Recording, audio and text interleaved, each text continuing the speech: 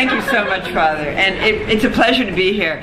It really, my struggles to get here are almost comical. And I just want to tell you that I do believe, however, there is great providence in them. The first time I tried to get here last spring, I really didn't have this I ended up at the airport in D.C. I can't remember. It was somewhere between 4 and 7 hours. But here's the providential part. I was reading an article by a theologian, and it caught the attention of the man standing behind me, who turned out to be a Czechoslovakian climate scientist who had come from, he was working at University of Florida, Gainesville, and he had come from a family tradition in Czechoslovakia where he felt that Catholicism had been responsible for great unhappiness in his family. He felt that it had made his parents unhappy and that they in turn had made their children unhappy. And he had come up with the idea that it was anti-freedom, anti-happiness. It was all about no. And he apparently was living in a part of Florida where, despite his work on climate change, and he was able to show quite a few interesting, which we talked about. We had 4.5 hours. And where he talked about work that he had done about certain kinds of beetles that had been restricted to certain southern parts of the United States, and now because of the change in temperatures, we're now way, way up in the United States, destroying trees that were never resistant to them. And I, at some point in the conversation, started to talk about faith and reason, and that, I said, yeah, I'm pretty Catholic, and don't want to frighten you or anything, but that the God who made the universe is also a God who embraces reason, and I see absolutely no problem with embracing both climate change and my faith with two strong arms. And we talked about this for a while, and he was mesmerized by it. Like he hadn't been able to have that conversation, which struck me as common as dirt conversation around my office or my home. And so anyway, he ended up stranded and he had no money, and the University of Florida had only given him one night's hotel. And I said, why don't you come to my house? So first of all, I thought it was just this woman inviting me home. This is really weird. And I did, and I ended up serving him lunch, and we ended up talking for several more hours. And he thanked me for a conversation that he said he had never had about the Catholic Church. It was a new look. And we didn't talk about climate. That was his area. We talked about the kind of stuff that, we talked about what I'm working on in sex, marriage, family stuff, and how I approach it primarily from a perspective of reason, and faith affirms it, right? It's very much my method. So I really do think it was providential. Now, the kidney stone, not providential. And I did have my mother-in-law, and I'm surprised you didn't hear her here in Mobile, because she was yelling at me good and strong this morning, why aren't you going to your husband in Chicago? I was like, I don't think you understand, I just can't cancel this. And I'm going to be to him after lunch tomorrow, and my son is with him, and so forth. So I hope this is as interesting as trying to get here, is all I'm going to say. So I want to tell you that what I'm going to talk about, even I was saying to Deb Madonia, even I am like, I can't believe God has, asked me in my life to be dealing with the question of sex, marriage, and parenting, really neuralgic stuff. But all I can tell you in defense of my vocational taking up of this issue is that when I hear people talk about it, and it is unreasonable, and it doesn't reflect the data, and it doesn't reflect common sense and experience, and those same qualities often lead it also to conflict with my Catholic faith, I feel a need to explore. I feel the need to go do the research and find out what's what. And even when I was a very young woman grappling with the Catholic Church's teachings here, and at that time, as a very strong, I'm going to tell you, it was like an 8-year-old feminist, and when you have it like anti-communist Cuban dad, that is not cool. It did not really work very well around the dinner table. But I really saw the Church's teachings through the prism of just irrationality toward women. I was very angry, which lasted until I got old enough to begin living out engagement, marriage, sex, parenting, and then until I began to grapple with post-aborted women. I spent a year under the direction of the head of the pro-life committee at the time, various ones. One of them was Cardinal Mahoney of LA, who encouraged me to spend a great deal of time with post-aborted women.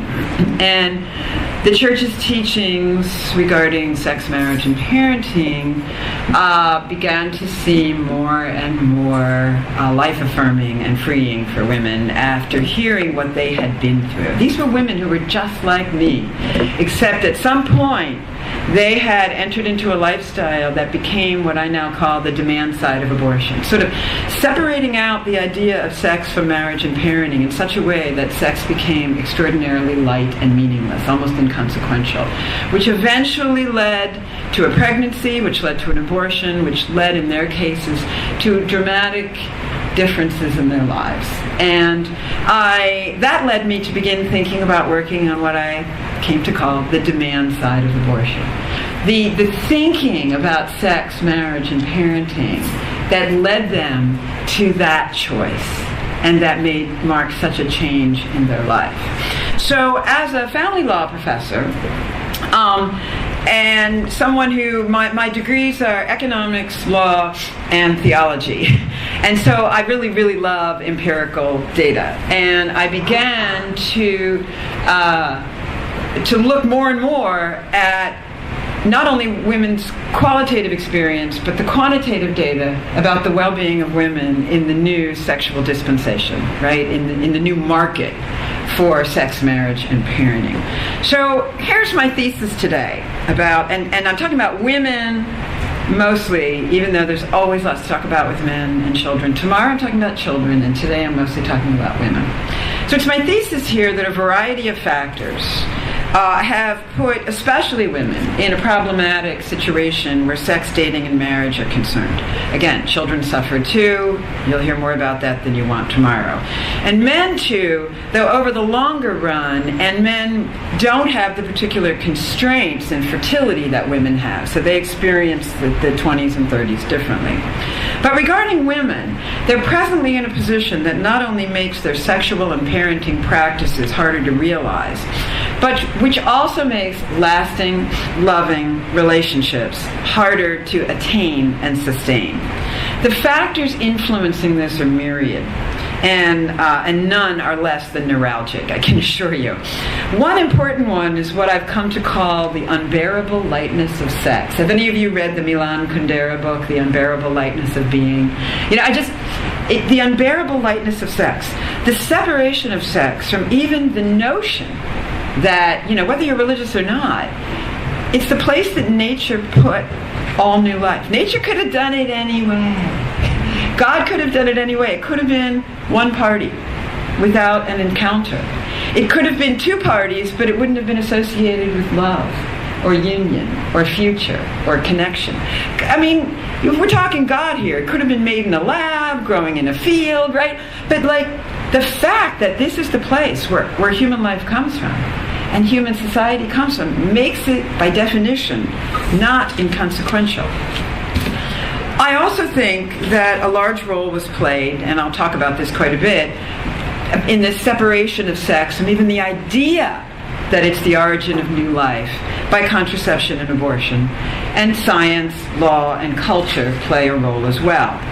Some, like sociologist Mark Regnerus, and I don't know if I can even encourage you to read his new book. It is so depressing. I told my 24-year-old daughter, just no. Like, I think the book is true. Please don't read it. It's just too depressing. He's written a new book called Cheap Sex. It's all over the Atlantic Magazine, New York Daily News, NPR. And he adds that in addition to the separation of sex from the idea of children, family, etc., by contraception and abortion, there's also, of course, pornography and internet dating. And I don't focus on those tonight, but I'd be happy to talk about them at the Q&A. Many also regularly identify as another important factor the changed position of women socially and economically. I would condition this. I mean, the point is not to say, darn it, if women hadn't gotten all that fancy book learning, everything would be great. We'd be content without having it. Absolutely not.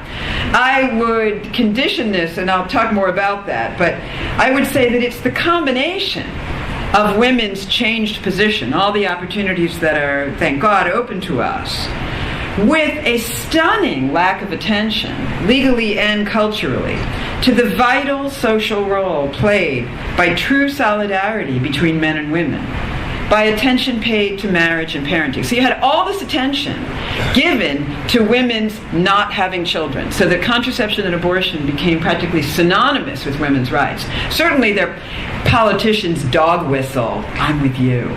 I'm for women because I'm for these issues. Meanwhile, we don't have paid leave. We don't have, guaranteed flexibility at work. We don't have an actual, if you look at family law, we don't actually have marriage and family policy in the U.S. that strives to strengthen couples and families, taking care of children, taking care of old people, taking care of siblings. We don't have it.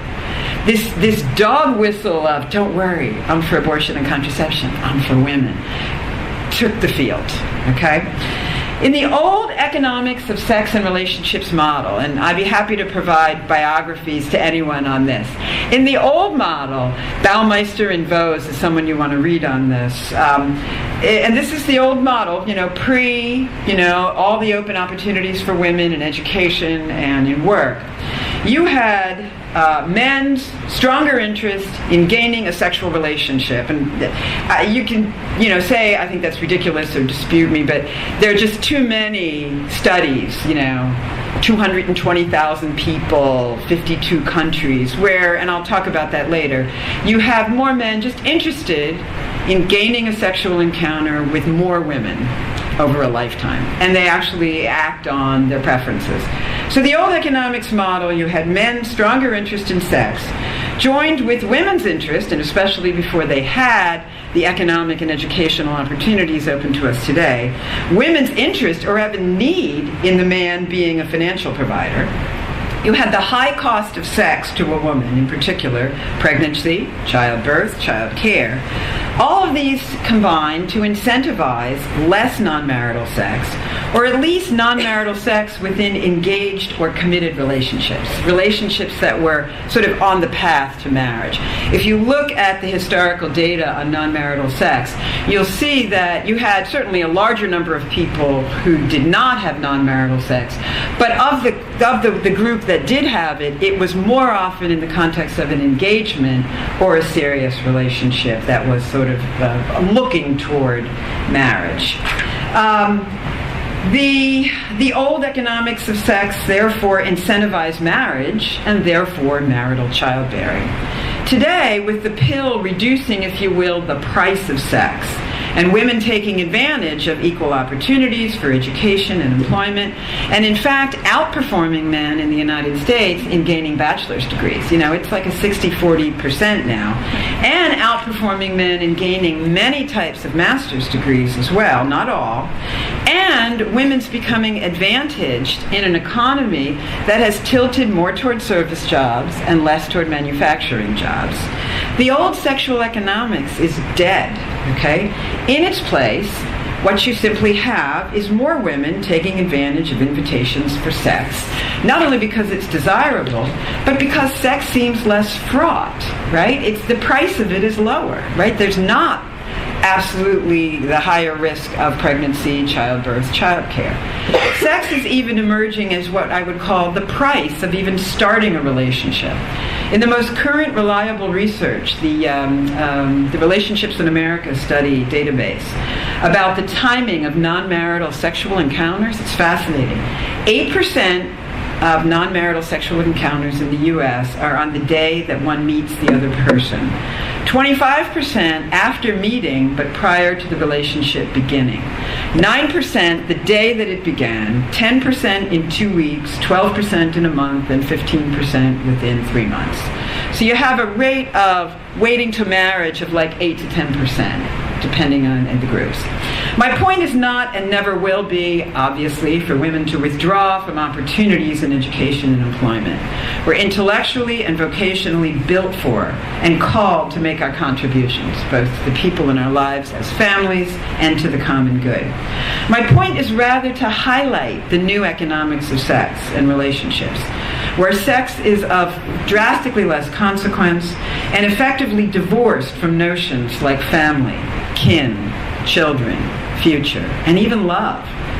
I want to point out that this is not good for human beings, especially women, and especially poor women who are suffering the greatest in the United States.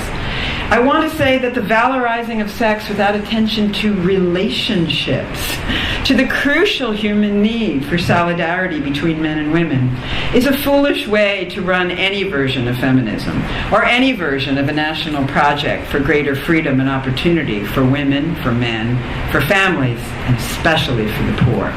It's really ironic, isn't it, but this is often the case, how the new freedom and the new slavery go hand in hand. That the very projects allegedly designed to promote women's freedom ended up fueling the problematic situation we're in. And I would say, in a Catholic setting, that how ironic it is that the Catholic tradition, imperfect as it is, and continues to be in so many ways relative to sex and women, but also genius as it is, and always will be, relative to those same subjects, that this tradition has some of the best responses to the dilemmas that women, and especially the poor, find themselves in, even if the Church often seems rather blind to its advantages at the moment, and not overly talented at enlisting the right help, by which I do mean here mostly women, or communicating its thinking as effectively as it should. So here's my roadmap for covering this bear of a subject, and I use the expression not lightly, in a criminally brief fashion. I have a book coming out with Cambridge University in about 2 months, and it covers in 200 pages what I'm trying to do with you in just like 20 over the next 2 days. It's called Putting Children's Interests First in American Family Law. With power comes responsibility, and it's about the responsibility of the government and of adults. Anyway, here's my roadmap. I'm going to talk about women's preferences regarding sex relation for marriage, the role played by contraception and abortion in bringing about the new situation, and the role played by women's new opportunities and the state's failure to meet these with policies that protect couples and families. Then I'm going to talk about the particular sufferings of poor women and some potential responses by the Catholic Church and some hurdles to these, okay? So looking at women's preferences regarding sex relations and marriage. Some people remember when people thought that the Kinsey reports or the Sherry Height report were actually reliable. They have been really set aside completely by reliable scientists. And the most complete and reliable study of this is probably the University of Chicago's 1994 book called it's the American Sex Survey, and it's in all real literature that you deal with in the leading journals now on the topic. That's the measurement of sexual preferences. And these people, I say this very often tonight just to make the point, these are not conservative folks doing this survey. These are supporters of same-sex marriage, supporters of abortion and contraception, who are authoring this sex survey and commenting on it. So they're not trying to skew it in a particular way. These surveys, that you might think they're trying to skew it by showing, oh my goodness, there are differences between the sexes and so forth. Anyway, this survey shows that both women and men report that sex is mostly happy to them. They feel happiest and freest within a loving, committed relationship, with marriage still held as the ideal place, and still the place where there's the most frequent sex, and sex where people report the greatest happiness in their lives. If you look a little deeper, however, you're going to find that men's idea of a long-term relationship in which sex is happy is a lot shorter by like years than women's idea of what a long-term relationship looks like. You actually see that men prefer and actually have more sexual partners over a lifetime. And study after study also reveals men's greater willingness to have sex with a stranger, their higher practice of multiple simultaneous sexual partnerships, their lower levels of misgiving or guilt about adultery or non-marital sex. If you look at the hookup books, and I think there's like 12 of them now, and I have read them all. It was painful. It was really painful and boring. You get the same story. Now these are qualitative interviews, usually with dozens or maybe 100 women that are usually done on college campuses. And they, having read them all now over the last year and a half, they tend to tell the same story. The first interviews with the young college women, they say, hey, you know what, it's great, it's fun, I love going to the party where it's at a frat house and I'm supposed to dress up like a slut, I think that's really fun, it was a great party. But then they talk a little further and they'll say, well, you know, I do kind of wish that some of those would turn into a relationship. I wish that I'd gotten a follow-up text. And yeah, some of the stuff I've been asked to do is degrading and porn-inspired. And no, I don't actually know how to talk to a lot of guys, but actually when we start having sex, it's harder to have a conversation. And it becomes awkward. And then some of them who are followed afterwards say, I have trouble shedding some of these habits after college. I thought this was summed up. My daughter, who's 24, came home and was telling me a story about a friend of hers who went to a very elite Catholic university and described her experience there this way. She said, well, I'm really glad I got an IUD, but I never really got comfortable with starting a conversation with a guy. Okay, all right. That kind of summed it up for me in one place. Like I got an IUD, I was protected, I had sex, but I never quite got comfortable having a conversation. She was the living embodiment of what I read across many of the hookup books. Additional data on this. The most recent data on women and men's between 24 and 35 and their interest in marriage shows you about 82 men interested in marriage for every 100 women. That's a problem when you have a market that is skewed like that, because people are going to lower their price to get what they want in a market, and some economists have theorized that women are, quote, settling at the margins to marry to people that maybe they wouldn't have if the market was a little bit more even. And this, some economists think that's why women file almost 70% of divorces. Almost 70% are filed by women. And that's been true for a while. And this economist thinks that this uneven marriage market might be part of it. You also have women have a lower preferred age at first marriage, which is linked to fertility constraints that women have and men don't. So, overall today, marriage is a good bit later. There's less marriage overall. Women continue to file high rates of divorce. The out-of-wedlock birth rate is 41%, so over 4 out of every 10 children in America are born out of wedlock. Of women under 30, it's over 5 out of 10. You also have a ton of data showing that women and men have quite different experiences of cohabitation. Men consider it sort of, dating with convenience more often, and women will say, no, it's definitely on the path to marriage. We're actually looking to that, and the men don't say that in the majority. Turning to the role played especially by contraception and abortion, and also by changed opportunities for women, combined with the failure of government policy to assist the family in light of these. Interestingly, it's not the Catholic Church, but mostly leading female scholars who have pointed out the relationship between contraception and abortion and what they call the immiseration of women. The most definitive article on this was written by our current Fed chairwoman, Janet Yellen. She's married to George Akerlof, a Nobel Prize-winning economist, and they put out an article that has become sort of the standard in the field on this. It was written in 1996 in the Quarterly Journal of Economics. And what it did was it said, we thought when we started out with legal contraception and abortion, and nobody's talking about reversing legal contraception. People are talking about reversing legal abortion, obviously, but not contraception. That's considered to be, a feature of the landscape in the United States. But they said everyone thought you'd get fewer unintended pregnancies, right? You got contraception. You'd get fewer abortions, and you would, women would be more versus less free. But in fact, since contraception has been widely distributed by the government and since abortion became legal, rates of unintended pregnancy, rates of non-marital pregnancy, and rates of abortion have all gone way up, until abortion expected kind of reached a plateau and has sort of more or less stayed there for a while. But it went way up after contraception was first introduced. Janet Yellen says that, I mean, it's a long article, and again, I'm summarizing it very briefly, but she turns to the economic theory of risk compensation, that when it appears that one has eradicated the risk of conception because of contraception, more people will be inclined to do risky things. But contraception fails. In fact, I'll be talking more about this tomorrow.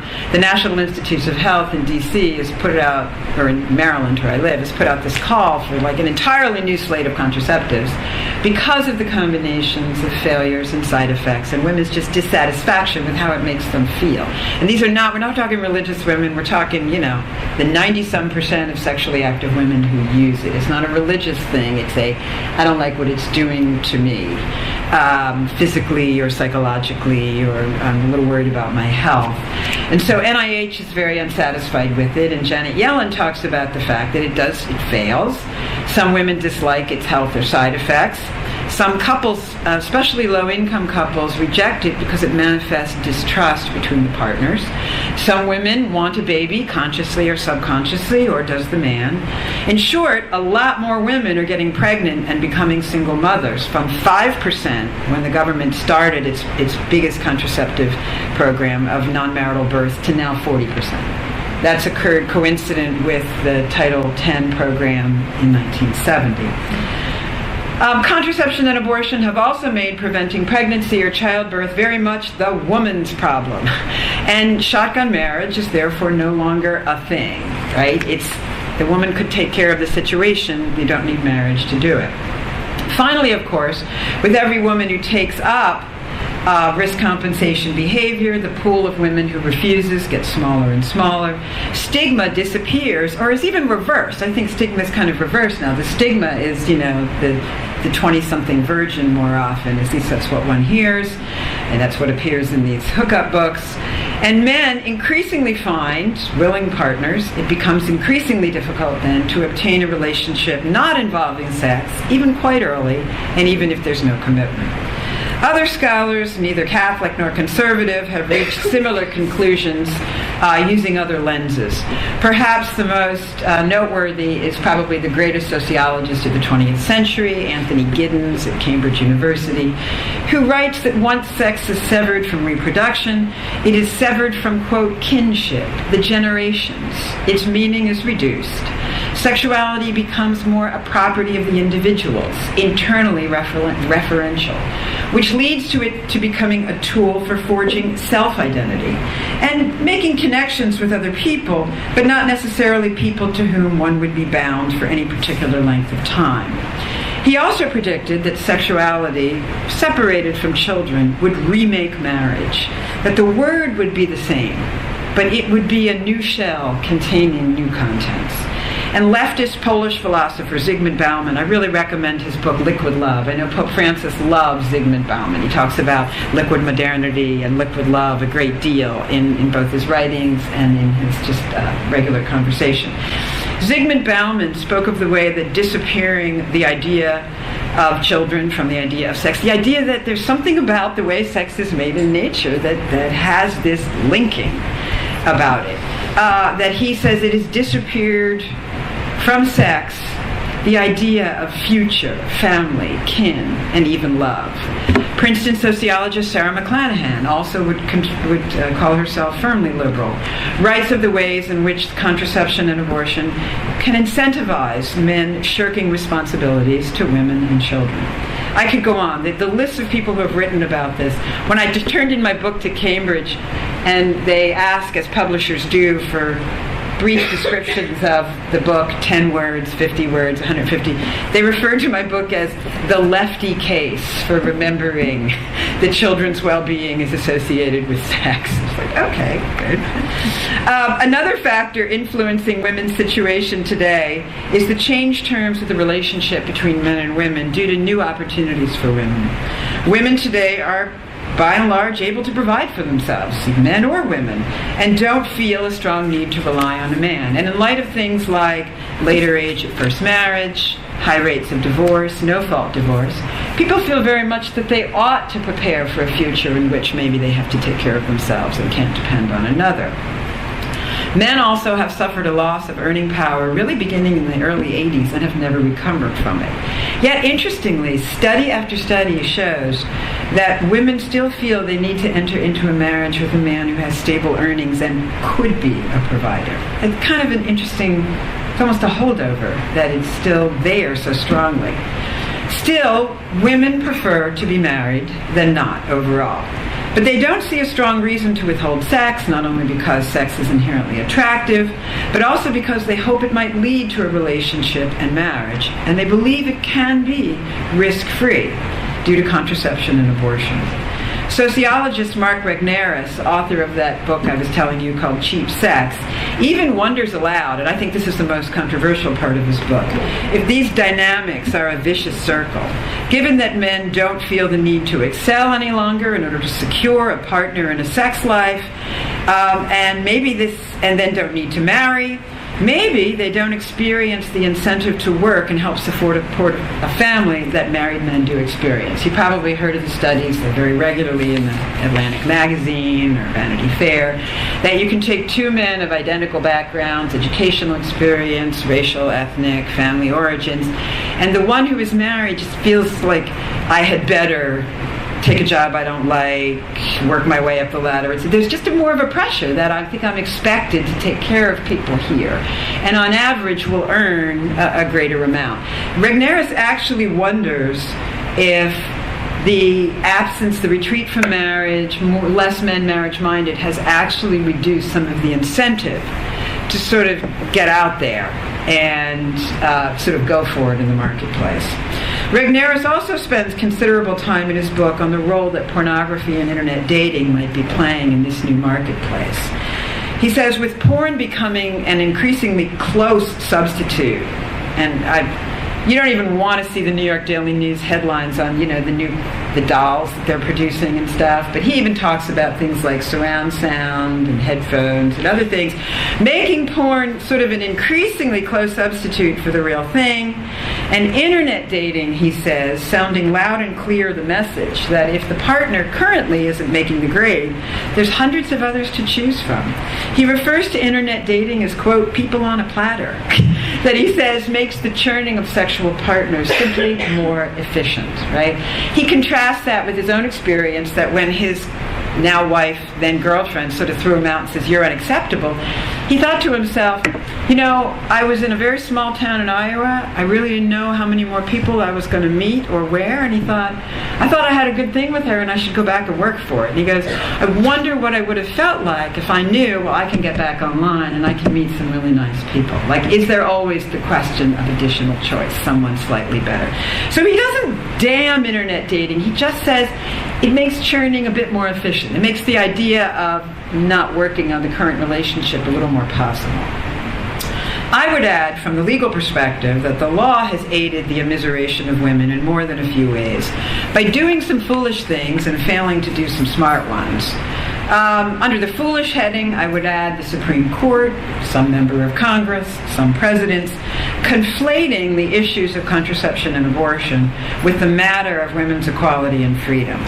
It began in Roe with the decision to invent a constitutional right of abortion after portraying an unborn child as a legal non-entity and portraying children as a terrible burden.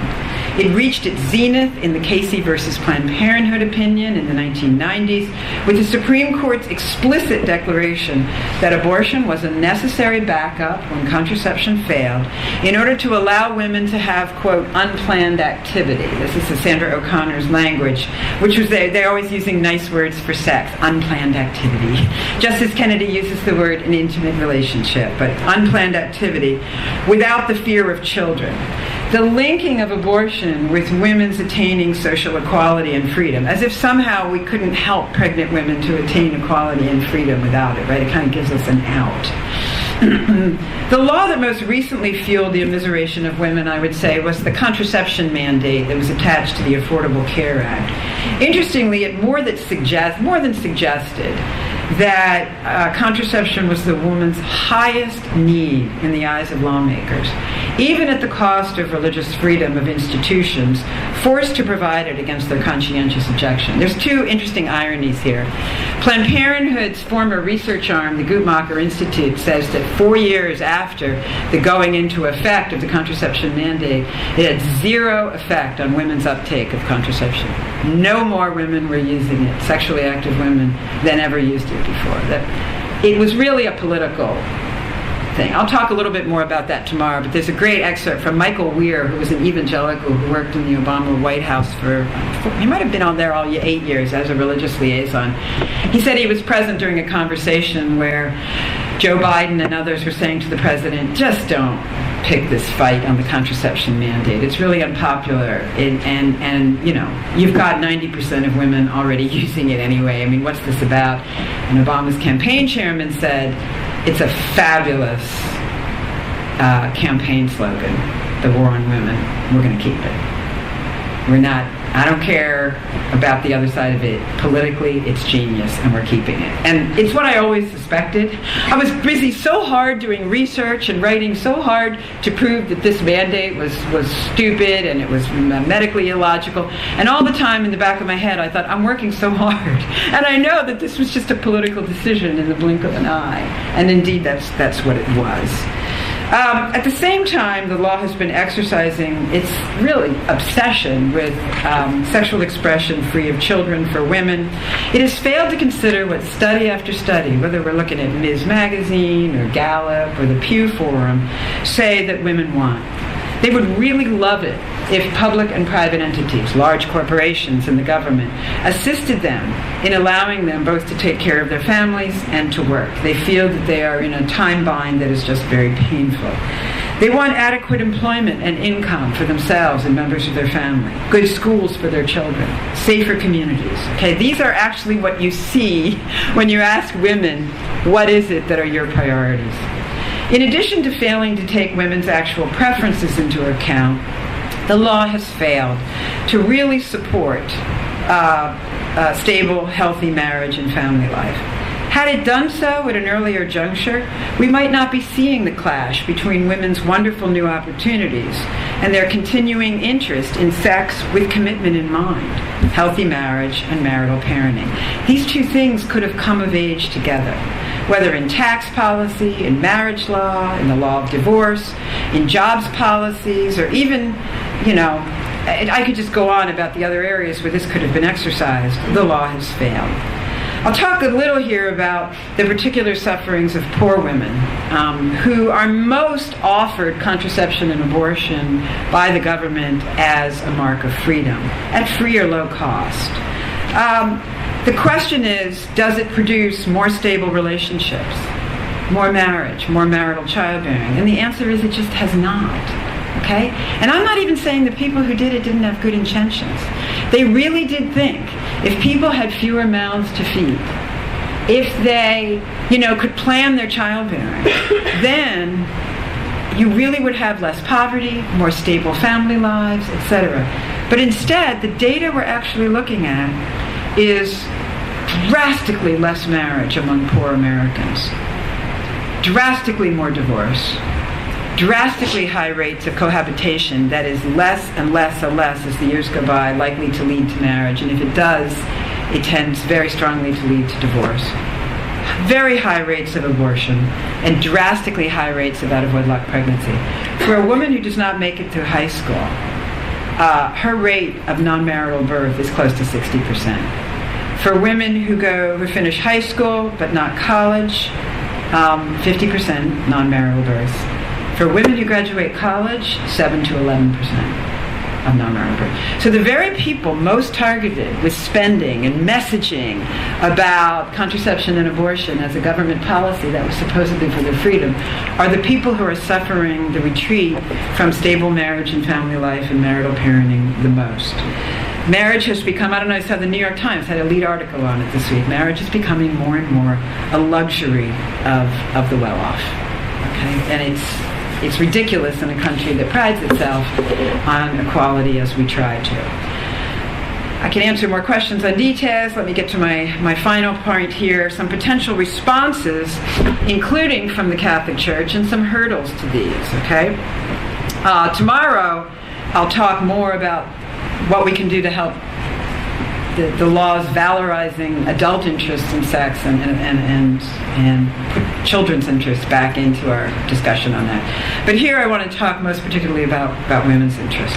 It's tempting to throw up our hands, especially when we think, what can the church do? We know the sex abuse crisis has weakened Catholic credibility. I was head of the commission in the Archdiocese of Philadelphia that investigated sex abuse in that diocese. It was the most painful 14 months of my life, bar none.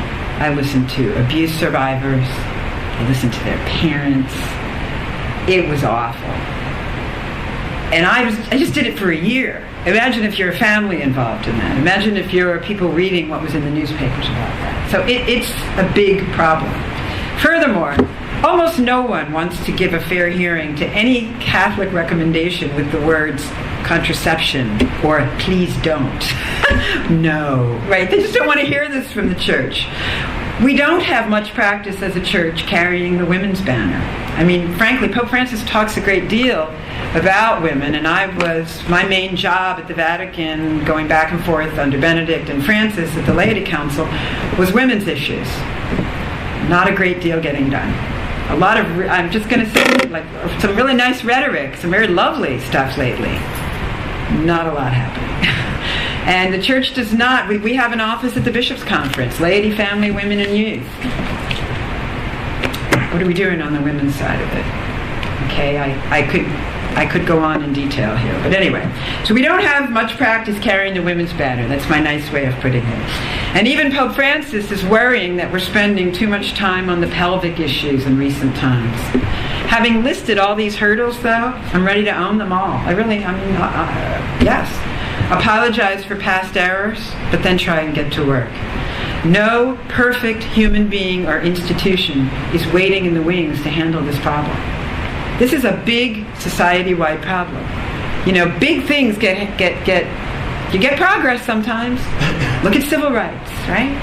Look at, there's not a lot I can look at. Look at the anti-smoking campaign. Look at Mothers Against Drunk Driving.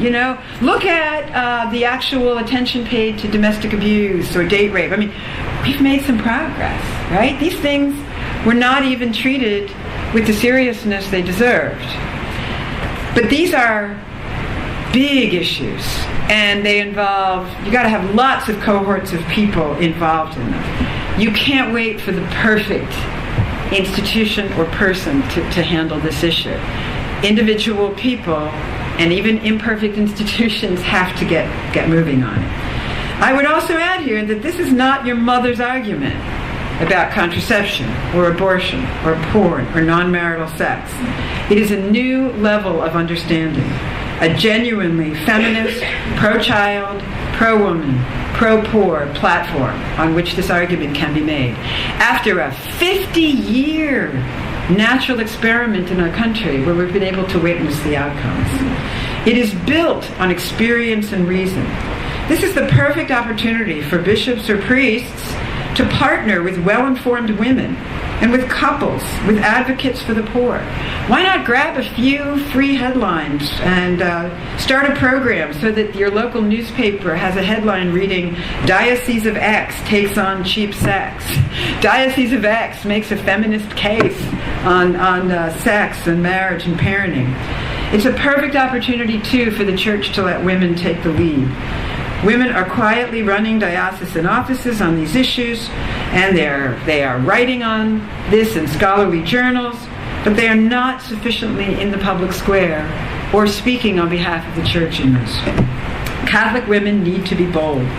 At the present time, women generally are caught in what economists call a prisoner's dilemma, a situation in which individuals make bad decisions one at a time because there's no way for them to get together in the same place and all agree to the same story and improve their lot. I started a website called Women Speak for Themselves for the purpose of giving women a place to coalesce as a group, to take strength from one another, and to form the cohort we need to move forward on this.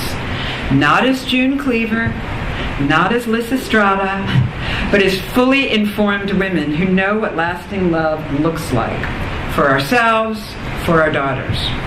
Taking on the unbearable lightness of sex means avoiding squeamishness about the real state of the mating market. It also means a heart for its victims, frank talk about how to live in the midst of really a tsunami of contrary messages coming from every leading power that is, right? It also means you have to have role models with integrity, or at least best we can find. You have to have a sense of humor whenever you're going to talk about sex. And you have to have a strong grasp on the positive purposes of sex in God's creation. Do we or do we not believe as Catholics that marriage, that the one flesh union, that sex is a privileged way that human beings come to know what love is? I mean, from the Old Testament through the New, you have these descriptions of the relationship between God and Israel, between God and human beings, as a marital relationship. That marriage is this coming to know. The best I ever read, I recommend it to you, it's a tiny book. Vladimir Solovyov is a Russian Orthodox theologian, wrote a little book called The Meaning of Love. And he's trying to get at why sex? What was God thinking when he made that a paradigm for a discussion of the relationship between God and Israel, or in the New Testament? It's just such an odd thing. Who would think of it? And he says, you know what? He says, we come up in life thinking that we are at the center of the universe. And at some point we fall in love. And we enter into a sexual relationship with someone else and we say, oh my gosh, you're at the center of the universe too. What do you know? Like, you actually have this sense that you really can't go on without this person. And then you have these children, and you're like, oh my gosh, more people at the center of the universe. What a trip.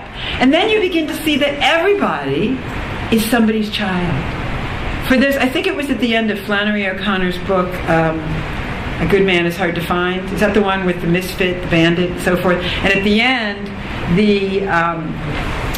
the grandmother, who's very nasty, is about to be shot by the misfit, and she looks at him and she goes, and she has this last, and you know, Flannery O'Connor, Grace is rough.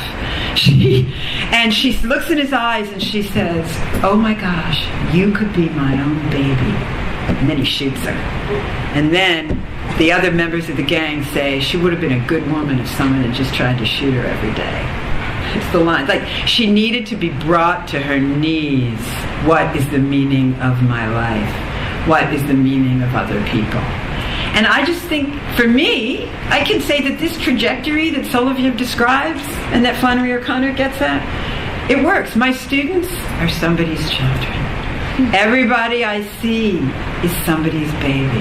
This notion of the radical equality and dignity of every human being that Benedict talks about in Deus Caritas Est, that we owe every human being that look of love they crave. Do we or do we not believe that sex plays a role in coming to understand that? Okay, I think we do.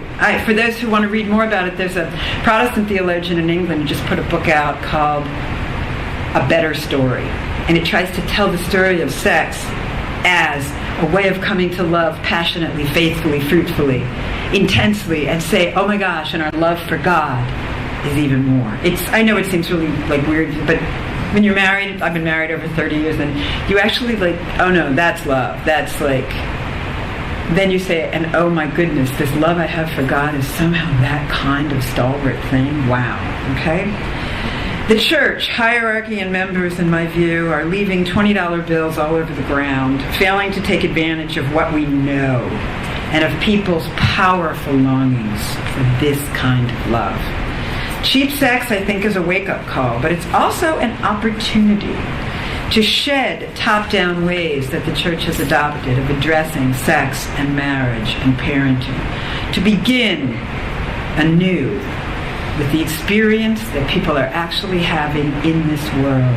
The gap between the love they want and what the current marketplace is offering. Okay? I'm going to stop there.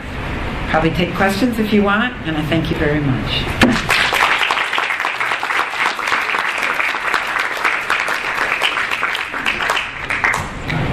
as you did, if there's any questions, would you repeat the question? I will. And I can just hold this. Have my cold, dark coffee. That is good. Thank you for a very enlightening and enriching talk. One point that I think is left off, and you probably know who it is. One of the developers of the pill is from France. I'm blocking on his name. Forgive me, it doesn't go here. He made a statement a couple of years ago. He said, because of the reproductive technologies, because of our ability to freeze sperm and eggs and embryos, he said that will totally eliminate the sex act from reproduction. Because if the men will take their sperm and freeze them, and women, then all babies will be conceived in the test tube. So, and I thought, whoa, kind of a bold statement, but I'm sure it kind of fits right in another. Again, I want to recommend to you Zygmunt Bauman's Liquid Love on this, because he talks about the fact that our complete control over the creation of new life. It's very tempting to assume it, right? The guy who invented IVF, one of the two inventors, he died not long ago, and there was an interview done with him. He said, I went into the lab to figure out who was in charge of procreation, me or God, and I figured out I was. And I don't think that you'll ever get to the point where it's all artificial. I just don't. There's too many people attracted to the whole natural process. But it is the case that with the introduction of, I said to you that Giddens and Bauman said that even, intimate procreative sex still becomes consumption. Well, think even more about assisted reproductive technology's possibility for that. Even the nicest people in the world.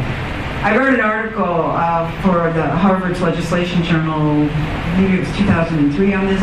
Even the nicest folks in the world that go into a new reproductive technologies clinic are entering kind of a business mindset when they get there. And the people who run it very much want them to have the best product on the best terms, want to make sure it's a good outcome.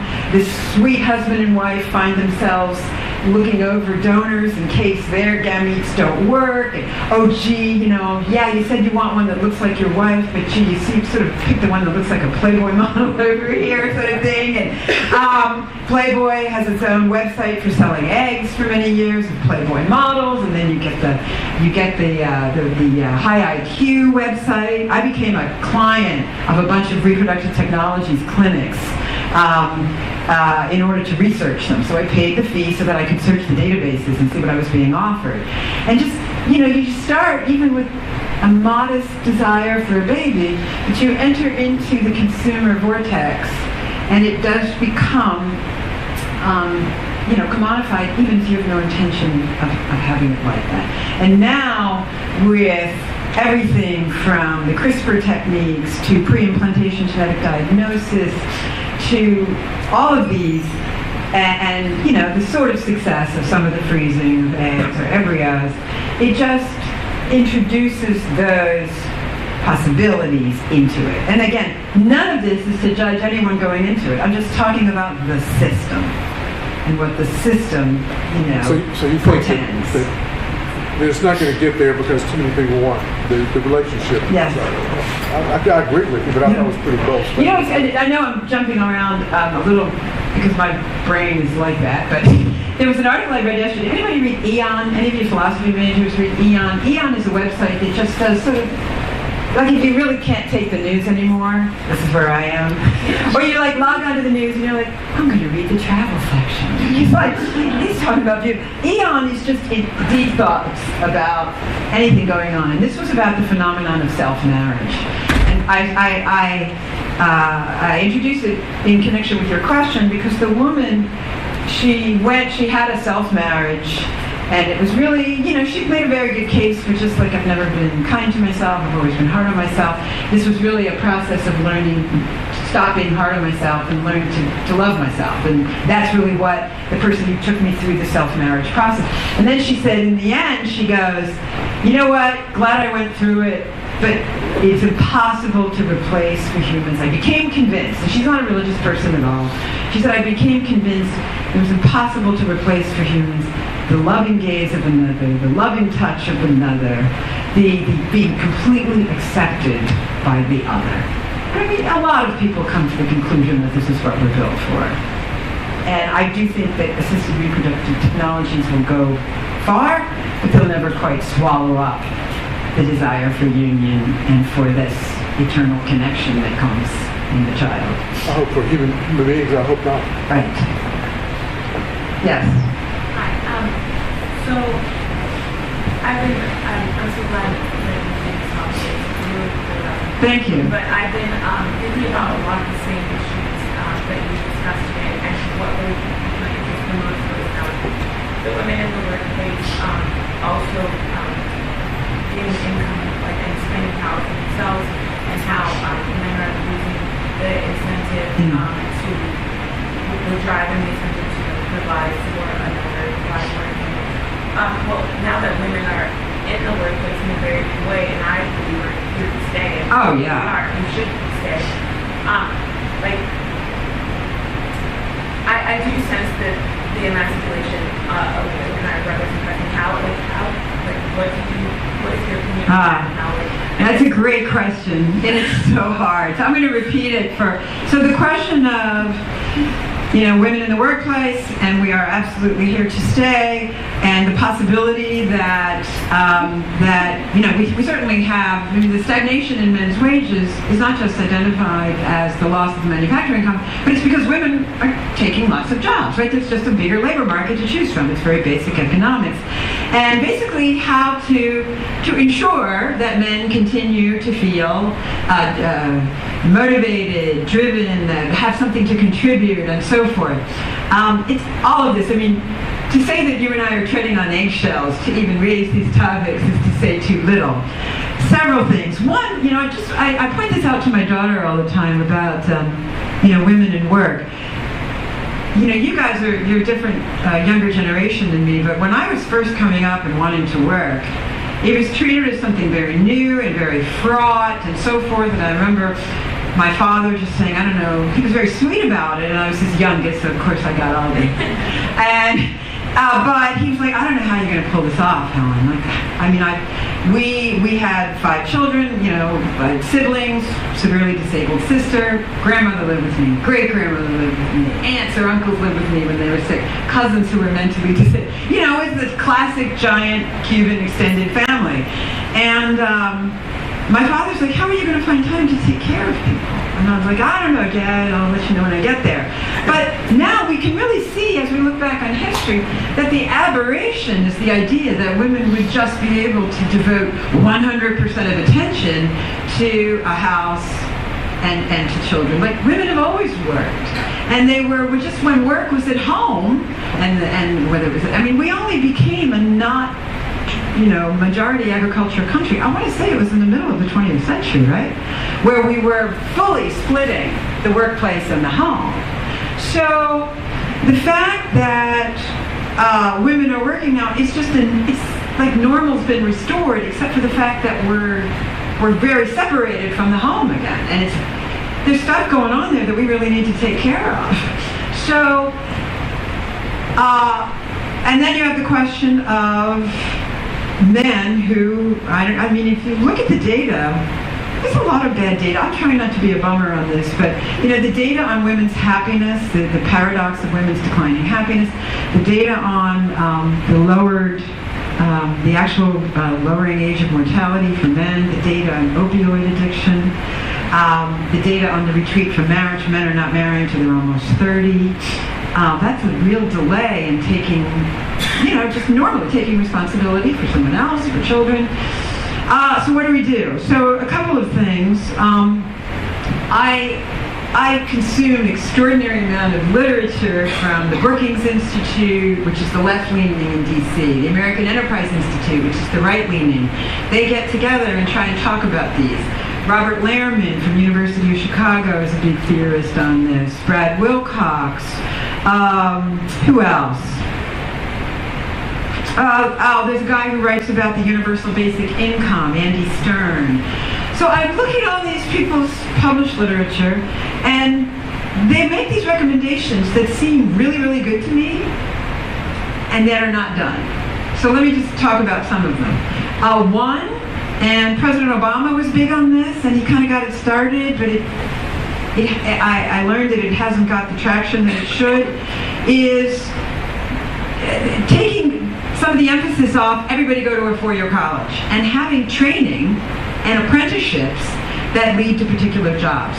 If you talk to people in various high-tech industries, they'll tell you that for their workforce, they have terrible shortages of highly skilled, don't need to have the bachelor's, need to be highly skilled in computer or IT or something that could be trained. President Obama started a community college initiative on this. I had the most fascinating conversation at the Brookings Institution a few weeks ago with a guy who said he's been trying to work, he's a rural working poor guy who got on this community colleges issue. And he said the community colleges have pushed back. They said, no, we want to be, your gateway to a four-year college. We don't want to be vocational schools. And he's like, but what if that's not what we need? Because the dropout rate in community colleges is like 50%. I don't know what the national rate is. In my local area in DC, it's like 50 to 70%. That's ridiculous. Apprenticeships, right? You have more and more companies. I know Germany is famous. Now, there's criticisms. Oh, they're tracking people into apprenticeships who maybe they could have done well in college or in some more intellectual arena. All right, there's not a perfect system, but there are a lot of people who could profit from apprenticeship training, okay? Some other things that I have seen that work well, in DC, they have all these jobs training certificates that you can get, and especially for people who are just coming out of jail. And of course, one of the things to mention there is over-incarceration of minority Americans, right? So you probably have, I don't know what the percentage is, it's not my expertise, but people who are incarcerated and not being trained, and the communities are devoid, mostly men, which changes the market for relationships as well. They come out sometimes with these certificates, right? Or they put them into certificate programs for training. DC discovered that they had all of these ex-cons and halfway houses that are 4, 5, 6 training certificates, and they put them in, the low-level job at a restaurant or something to get started. They couldn't chop a carrot. They didn't have the proper way of washing their hands. They were worthless programs, it turned out. So then they put this tremendous guy, owns a lot of restaurants in DC, they put him at the head of this training initiative, and he goes, here's the deal. Government, why don't you give the money to the restaurant? We'll train the guys. Why don't you give the money to, and all for the training, give the money to the auto repair shop. We'll train the guys. And they're having some success. I focus in on these granular things because this is what we have. There's not a lot of programs. There's a famous principle in economics called the Rossi principle, that the net result of government programs over a long horizon is zero. And tomorrow I'll talk about a lot of it. Some, you're not going to get rid of, right? Food, clothing, shelter. But these programs that try to give people like a leg up or really move them into something that will change their life, they don't have great success. Apprenticeships do. Some community college vocational training, yes, there's actually good data on that. This training by the employer who needs the expertise, good data on that. So these are you really do have to attend to employment. On the education front, don't even get me started, I'm not an expert at all, but we do know, and I talk about some of the programs in my presentation tomorrow. By the time the kids get to school, so much is already difficult, and they're so far behind that it is hard for education to close the gap. That's why I think we need the Brookings AEI, and I recommend to you, it's called Opportunity, Responsibility, and something else, a Brookings AEI joint report on poverty. And it was the left and the right getting together. I just take this as a sign of hope and desperation, that we don't have a lot of good government policies coming out on poverty now. And Brookings and AEI got together, and where they disagreed, they said it, but a lot of good stuff in that report. But one of the things they concluded was get left and right together on this. Isabel Sawhill, right, who is nobody's idea of, even in the conservative universe, very liberal. She says, at some point we also have to talk about, it would be good if you got married, and it would be good if you had your children married. She goes, we're just going to have to talk directly about it too, because it is the success sequence. And it's unfair to ask people to just get their relationship back together if they don't feel like they have financial and employment wherewithal. It's unfair to think that financial and employment are going to solve it if they still have ideas about relationships that are just building bad ones or nothing at all. So I really do think you need both. And I don't understand, if you really care about, especially the people who are suffering the worst retreat from marriage, who are not the people with the college education, that you wouldn't do some of these. I've been hearing about these programs since the 90s. And I just don't understand why we don't have more states or more, federal programs doing it. So that's a long answer, but it's a really important question. So thank you for letting me go.